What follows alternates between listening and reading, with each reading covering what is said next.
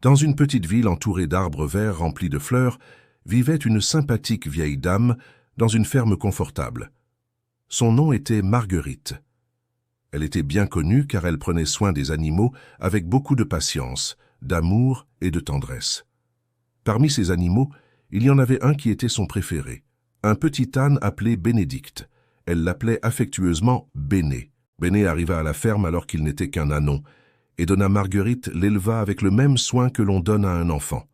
Elle lui offrait les meilleurs repas, brossait sa robe jusqu'à ce qu'elle brille au soleil, et lui chantait même des berceuses pour qu'il dorme tranquillement.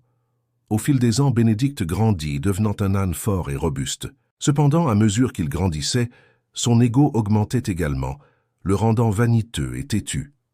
Il en vint à croire qu'il était la figure la plus importante de la ferme, n'obéissant plus à Donna Marguerite comme avant et faisant souvent des bêtises qui causaient des troubles et des inquiétudes. Un jour, profitant d'un moment de distraction, Bénédicte poussa la porte de l'enclos avec son museau et s'échappa. Il courut à travers les champs, sautant et braillant, se sentant libre et sans entrave. Cependant, sa liberté ne dura pas longtemps, car Donna Marguerite, d'un pas lent mais déterminé, finit par le trouver dans le jardin du voisin en train de manger les fleurs. « Bénédicte, que fais-tu ici ?» réprimanda Donna Marguerite avec douceur mais aussi avec fermeté. « Ce n'est pas bien de causer tant de problèmes. Il est temps de retourner à l'enclos. » Et ainsi, avec patience et tendresse, elle réussit à ramener Bénédicte à la maison, lui enseignant une importante leçon sur le respect et la responsabilité. Cependant, le petit âne n'avait jamais été confronté à une situation pareille et se sentit profondément blessé dans son orgueil, car on l'appelait toujours Béné et jamais Bénédicte. Avec un braiement fort et un coup de sabots arrière, il décida qu'il ne voulait pas revenir. Rempli de ressentiment, il prit le chemin qui le menait hors de la ferme, laissant derrière lui la vieille dame qui l'aimait tant et qui ne pouvait rien faire pour l'arrêter. Ainsi commença le voyage de l'âne désobéissant, sans savoir que sa décision l'amènerait à apprendre une grande leçon. Le soleil commençait à se coucher derrière les montagnes, lorsque Bénédicte, l'âne têtu, réalisa que la faim commençait à lui serrer l'estomac. Il avait passé la journée à errer sans but, profitant d'une liberté qui lui semblait maintenant amère. Confiant qu'il trouverait facilement quelque chose à manger, comme il le faisait toujours à la ferme de Donna Marguerite, il s'approcha d'une ferme éloignée de son foyer. Cette nouvelle ferme était grande et animée, avec des animaux de toutes sortes et un fermier d'apparence sévère qui dirigeait le travail d'une main de fer. Bénédicte, habitué à la tendresse et aux gâteries de Donna Marguerite, réalisa vite que la vie dans cette nouvelle ferme ne serait pas si facile. Le fermier sévère n'avait pas de patience pour ses bêtises et exigeait un travail acharné de tous les animaux. Bénédicte essaya de s'adapter, mais la nostalgie de son ancienne vie commença à grandir en lui. Les carottes fraîches, les berceuses et même la patience aimante de Donna Marguerite lui manquaient. Chaque jour qui passait, la liberté qu'il avait tant désirée se révélait de plus en plus comme un fardeau. Avec la même audace que d'habitude, Bénédicte s'approcha de l'auge où d'autres ânes mangeaient tranquillement. Cependant, ces ânes étaient différents de lui. Ils avaient travaillé dur toute leur vie et n'étaient pas disposés à partager leur nourriture avec un étranger. « Dehors, intrus !» braillèrent les ânes, le repoussant avec leur corps fort. Bénédicte tenta de résister, mais le fermier remarqua la confusion et d'une voix forte cria, le menaçant de sa trique. « Si tu veux manger, tu devras travailler. » Ainsi, Bénédicte fut obligé d'accomplir les tâches les plus difficiles de la ferme. Il transportait de lourds sacs de grains, tirait des charrues qui labouraient la terre dure et transportait de l'eau du puits de l'aube au crépuscule. La nuit, ses jambes lui faisaient mal, son dos était couvert d'ecchymoses et, pour couronner le tout, il recevait à peine des restes de nourriture pour se nourrir. Quand la nuit tomba, Bénédicte était seul dans un coin de l'écurie, loin de la couverture chaude et de la mangeoire moelleuse de son ancienne maison. Des larmes coulèrent de ses yeux, tandis qu'il se souvenait de Donna Marguerite et de la vie qu'il avait abandonnée. Les jours à la nouvelle ferme étaient durs et solitaires. Bénédicte, qui se croyait autrefois supérieur et vaniteux, faisait maintenant face à la dure réalité du travail pénible et du manque de tendresse. Chaque jour qui passait, Marguerite et les soins qu'elle lui prodiguait lui manquaient de plus en plus. Le fermier sévère n'avait pas de patience pour ses faiblesses et exigeait de plus en plus de travail. Bénédicte, qui braillait autrefois de joie, gémissait maintenant de fatigue et de tristesse, Mais son orgueil blessé l'empêchait d'admettre son erreur. « Je n'ai besoin de personne. Je ne reviendrai pas », se disait-il, bien qu'une voix intérieure lui murmurât que Marguerite et son amour lui manquaient. Les jours passaient, et la situation de Bénédicte ne s'améliorait pas. Le fermier et les autres ânes le traitèrent de pire en pire. Têtu, il refusait de rentrer. Mais une nuit, alors que la lune brillait dans le ciel et qu'il regardait les étoiles, une épiphanie le frappa. Il se souvint des paroles de Marguerite, de sa patience et de son affection inconditionnelle. C'est alors qu'il comprit la valeur du foyer et de l'amour qu'il avait méprisé. Pendant que Bénédicte faisait face aux dures leçons de la vie loin de chez lui, Donna Marguerite ne perdait pas l'espoir de retrouver son cher petit âne. Jour après jour, le cœur angoissé, elle parcourut les routes et les villages voisins, demandant à chaque passant et agriculteur s'ils avaient vu son bien-aimé Bénédicte. « S'il vous plaît, si quelqu'un trouve mon âne, dites-lui que je l'attends les bras ouverts, » disait-elle d'une voix tremblante, montrant une vieille photographie de lui. Les gens de la ville, émus par la dévotion de Marguerite, lui offrèrent des mots de consolation, mais personne ne savait où se trouvait Bénédicte. Déterminée à ramener son compagnon, Donna Marguerite offrit une récompense pour toute information. Elle vendit ses meubles, ses outils de travail et même les couvertures qui protégeaient sa ferme du froid. Elle vendit ses poules, canards, lapins et tout ce qu'elle possédait d'autre. La ferme, autrefois pleine de vie et de joie, devint silencieuse et vide. Les jours se transformèrent en semaines et les semaines en mois. Donna Marguerite s'asseyait au crépuscule sous l'ancien manguier de la ferme, regardant la route dans l'espoir de voir la silhouette de Bénédicte se découper sur le ciel orange du soir. « Reviens à la maison, Bénédicte, » murmurait-elle au vent. « La maison n'est pas un foyer sans toi. » Le temps passait, et bien que son corps s'affaiblit, l'amour de Marguerite pour Bénédicte ne faiblit jamais. Elle savait qu'au-delà de la désobéissance et de l'orgueil, le lien qui les unissait était indestructible. Dans la solitude de ces nuits étoilées, un désir ardent maintenait son cœur en vie. Les retrouvailles avec son âne désobéissant. Un jour, alors qu'il travaillait à transporter de lourdes bottes de paille, Bénédicte trébucha, épuisé et affamé. Le fermier, impatient et implacable, le frappa impitoyablement avec une pelle. « Bouge-toi, espèce d'âne inutile !» cria-t-il, et le bruit du coup résonna dans le silence du port. Ce fut la première fois que quelqu'un levait la main sur Bénédicte. La douleur physique était intense, mais plus profonde encore était la douleur dans son cœur. À ce moment, l'image de Marguerite apparut dans son esprit. Il se souvint de sa voix douce, de ses caresses et de la façon dont elle n'avait jamais, même dans ses moments les plus espiègles, levé la main sur lui. Des larmes coulèrent des yeux de Bénédicte et un gémissement étouffé s'échappa de sa gorge. « Ah, qu'ai-je fait ?» pensa-t-il.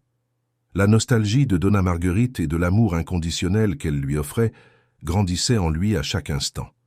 Bénédicte comprit qu'il avait commis une grave erreur en abandonnant sa maison et sa chère maîtresse. Il réalisa que la véritable liberté et le bonheur se trouvaient dans l'amour et les soins qu'il avait toujours reçus de Donna Marguerite. Déterminé à corriger ses erreurs, Bénédicte décida qu'il devait rentrer chez lui. Il rassembla toutes ses forces et, par une nuit silencieuse, s'échappa de la ferme, entamant le long voyage de retour.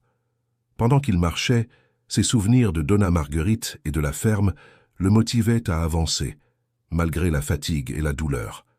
Pendant que Bénédicte pensait, le remords et la tristesse l'inondaient. La dure réalité de sa situation le frappait comme une vague froide et cruelle. Il avait laissé derrière lui un foyer plein d'amour pour affronter un monde qui n'avait pas de compassion. Tout cela pour un moment de colère et d'orgueil. Le cœur et le corps brisés par le travail acharné et les mauvais traitements, Bénédicte prit la décision la plus difficile de sa vie. Il était temps de rentrer chez lui et d'affronter la vieille dame qui l'avait abandonné.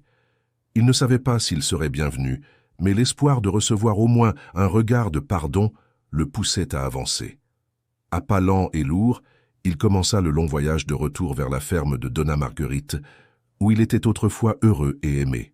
Le cœur de l'âne était lourd du fardeau du repentir. Alors qu'il s'approchait d'une ferme inconnue, la dernière avant de commencer le chemin définitif du retour, il décida de travailler en échange de nourriture et d'informations sur le chemin du retour. Humblement, Bénédicte promit au fermier qu'il travaillerait dur, et le fermier, avec un regard scrutateur, accepta l'accord. Bénédicte travailla plus que jamais, avec l'espoir que chaque jour le rapprocherait de son foyer. Le fermier, voyant sa détermination, lui montra finalement le chemin du retour, un sentier sinueux à travers les collines et les forêts qu'il n'avait jamais parcouru seul. Le cœur battant et les jambes tremblantes, Bénédicte suivit le sentier pendant longtemps. Finalement, il se retrouva devant les limites de la ferme qu'il appelait autrefois sa maison. Quelque chose, cependant, n'allait pas. Un silence inhabituel planait dans l'air et une sensation de vide enveloppait tout. La porte de l'enclos était ouverte, les oiseaux n'étaient pas aux fenêtres, et la maison de Donna Marguerite avait les fenêtres fermées, sans aucun signe de vie. « Donna Marguerite, où êtes-vous » appela-t-il d'une voix faible, mais seul l'écho de son propre braiement répondit. Bénédicte parcourut tous les coins de la ferme familière, chaque ombre du passé, mais ne trouva personne. Le jardin était négligé, les fleurs et les plantes sauvages poussaient sans contrôle, et la maison semblait avoir rendu son dernier souffle en l'absence de sa maîtresse. La tristesse et la culpabilité consumaient Bénédicte. Il erra dans la ferme, sentant le manque de Donna Marguerite dans chaque détail. La réalité de son choix et ses conséquences pesaient sur lui plus que tout travail acharné qu'il avait jamais accompli. Cependant, Bénédicte n'abandonna pas. Il savait qu'il devait trouver Donna Marguerite, demander pardon et essayer de réparer ses erreurs. Avec une détermination renouvelée, il décida de continuer à chercher. Il demanda aux voisins et parcourut les environs de la ferme. Il finit par trouver un agriculteur qui lui dit que Donna Marguerite avait vendu tout ce qu'elle possédait et était partie à la recherche de son cher âne, offrant des récompenses et demandant des informations à tous ceux qu'elle rencontrait. Le cœur de Bénédicte se remplit d'espoir. Il savait que, tout comme lui, Donna Marguerite n'avait pas abandonné. Suivant les pistes et les récits des gens, il continua sa recherche, déterminé à retrouver sa maîtresse. Les retrouvailles n'étaient pas seulement un espoir, mais une certitude que le véritable amour peut surmonter n'importe quel obstacle. Et ainsi Bénédicte poursuivit son voyage. Certain que quelque part Donna Marguerite le cherchait aussi, prête à le recevoir les bras ouverts et le cœur plein d'amour et de pardon. C'est alors que Bénédicte vit accroché à la porte de l'écurie un petit panneau délavé par le temps, avec des lettres tremblantes qui disaient « Je cherche mon âne Bénédicte. Il est la seule chose que j'ai dans cette vie. S'il vous plaît, ramenez-le. » Plus bas, le nom de Donna Marguerite était signé. Ému par cette démonstration d'amour, des larmes coulèrent des yeux de Bénédicte en lisant ces mots pleins de tendresse et de désespoir. L'âne baissa la tête, accablé par la douleur de la perte et la culpabilité.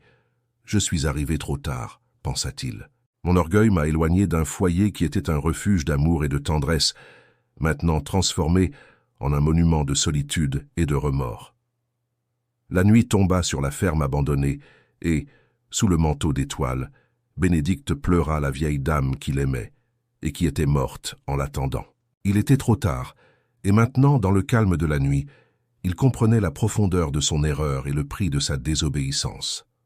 Dans le silence de la ferme, où les souvenirs flottaient comme des fantômes du passé, il cherchait désespérément un signe de Donna Marguerite. C'est alors que, dans un coin oublié du jardin, il trouva une petite sépulture marquée d'une croix de bois. Des fleurs sauvages poussaient tout autour, comme si la nature elle-même voulait honorer le lieu de repos de la vieille dame. Bénédicte s'approcha à pas tremblants, le cœur battant d'un mélange de peur et d'espoir. Le nom gravé sur le bois disait « Donna Marguerite, elle aimait tout le monde, surtout Bénédicte ». Son monde s'écroula. Il tomba à genoux devant la tombe et les larmes recommencèrent à couler de ses grands yeux tristes. « Pardonnez-moi, chère dame », murmura-t-il, « mon orgueil m'a aveuglé et ma désobéissance nous a séparés pour toujours. » Il pleura jusqu'à ce qu'il n'ait plus de larmes, même s'il savait que ses pleurs ne pouvaient pas ramener sa bien-aimée maîtresse. La lune monta dans le ciel, illuminant la ferme d'une lumière jamais vue auparavant. Bénédicte resta aux côtés de la tombe de Donna Marguerite toute la nuit, se souvenant de chaque moment d'amour qu'il avait partagé avec son ami bien-aimé. À chaque soupir, il sentait la présence de la vieille dame et, dans son cœur, il promit d'honorer sa mémoire en étant l'âne qu'elle avait toujours cru qu'il pouvait être. Quand le matin arriva finalement, Bénédicte se leva.